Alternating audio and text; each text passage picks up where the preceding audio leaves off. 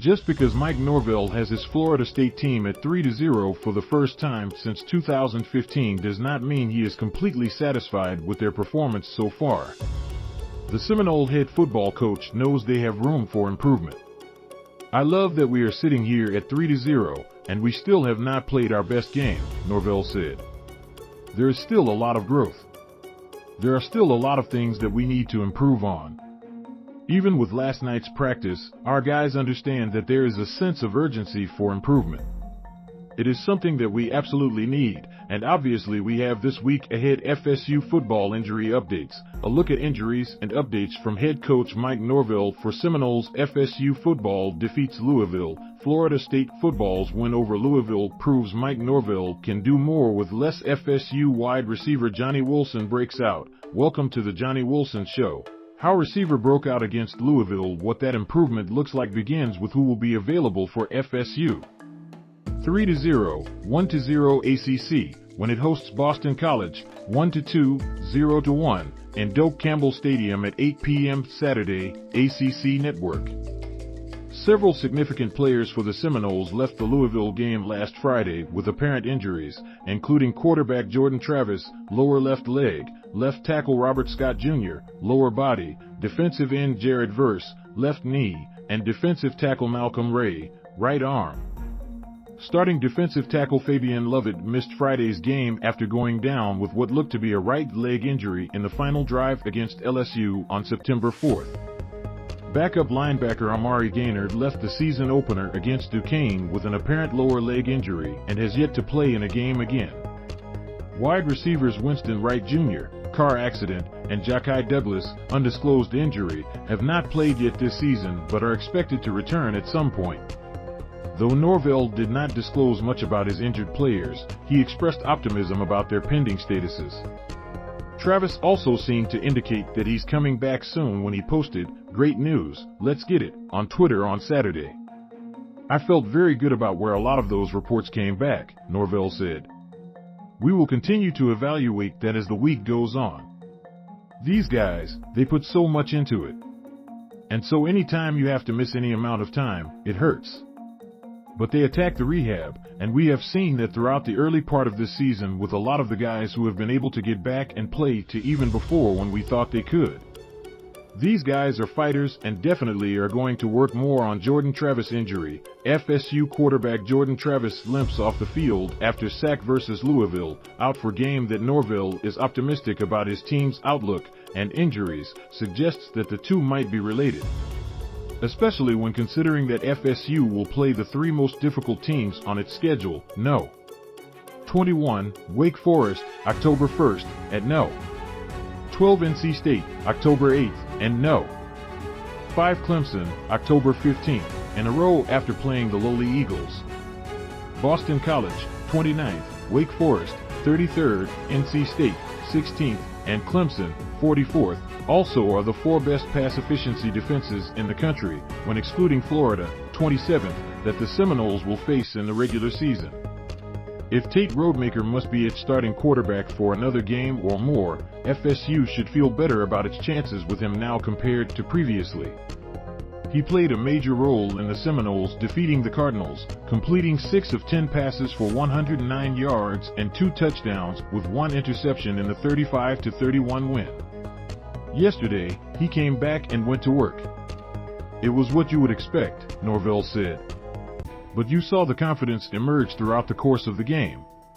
He should be more confident.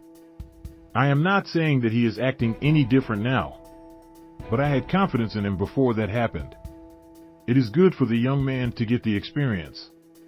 I know that he is going to be able to build upon that as we move forward." 5 takeaways from FSU versus Louisville. Tate Rodemaker, Johnny Wilson leads Seminoles to victory over Louisville November 20th, 2021. Chestnut Hill, Massachusetts, USA. Boston College Eagles quarterback Phil Jurkovec, 5, takes off running towards Florida State Seminoles defensive back Jamie Robinson, 10, during the first half at Alumni Stadium. Mandatory credit, Winslow Townsend, USA Today Sports. Boston College struggling offensively. Boston College easily looks like the worst team in the ACC Atlantic Division. The Eagles captured their first win last Saturday, dropping FCS Maine 38-17. But Boston College looked uninspiring in its 22-21 loss to Big Ten bottom dweller Rutgers and 27-10 defeat to a Virginia Tech team that lost to Old Dominion. The biggest knock on the Eagles has been their offensive line. They needed to replace all 5 starters from last season, including star guard Christian Mahogany, who went down with a torn ACL in his right knee during the offseason. Through 3 games, Boston College ranks second to last nationally in rushing offense, 48 rushing yards per game, and 5th to last in sacks allowed, 4 per game. The Eagles also come in at no.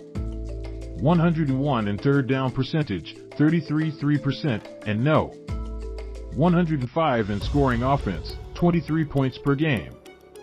Wide receiver Zay Flowers has been the lone bright spot, catching 22 passes for 285 yards and 3 touchdowns. 4. Flowers is one of the better playmakers in our league, if not the country, FSU defensive coordinator Adam Fuller said. You can see a concerted effort for them to get him the football. He is carrying the ball behind the line of scrimmage more than he did last year. You are still seeing the downfield throws to him. You are still seeing some of the intermediate routes and trying to get him the ball laterally as well. More on Boston College. Florida State football might run all over Louisville for takeaways from Seminoles off weekend. Manteca's Blake Nicholson on a TD run against Turlock on September 9th. Manteca led 35-22 at the half. Florida State recruiting could heat up soon. FSU could take advantage of its hot start with some wins on the recruiting trail. And even as early as this week, 2 of the Seminoles' most important recruiting targets in the 2023 class, Manteca, California, high linebacker Blake Nicholson and Fort Lauderdale Stranahan wide receiver Hakeem Williams, are expected to announce their verbal commitments this week. It is exciting for everybody to get a chance to see the identity, the foundation, and all of the playmakers that we have within the program and how we are able to utilize them.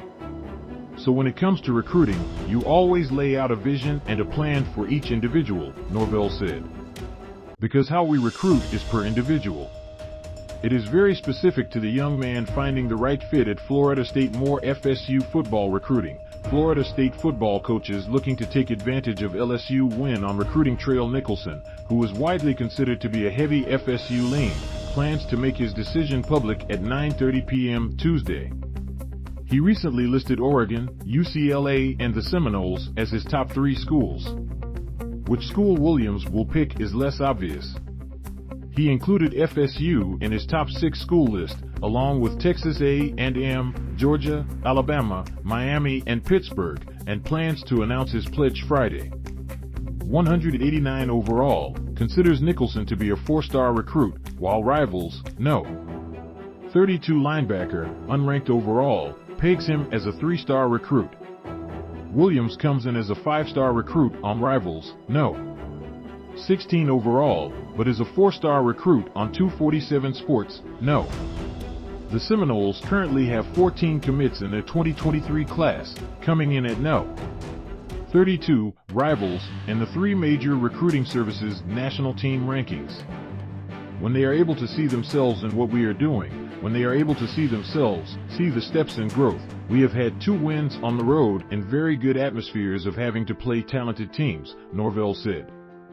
It is exciting for recruits to see the progress that we are making. Who, FSU, 3-0, 1-0 ACC, versus Boston College, 1-2, 0-1, when/where, Saturday, 8 p.m., Doak Campbell Stadium TV/radio, ACC Network /94.9 FM. No one covers the Noles like the Tallahassee Democrat. This article originally appeared on Tallahassee Democrat. FSU football, Seminoles coach Mike Norvell optimistic before Boston College.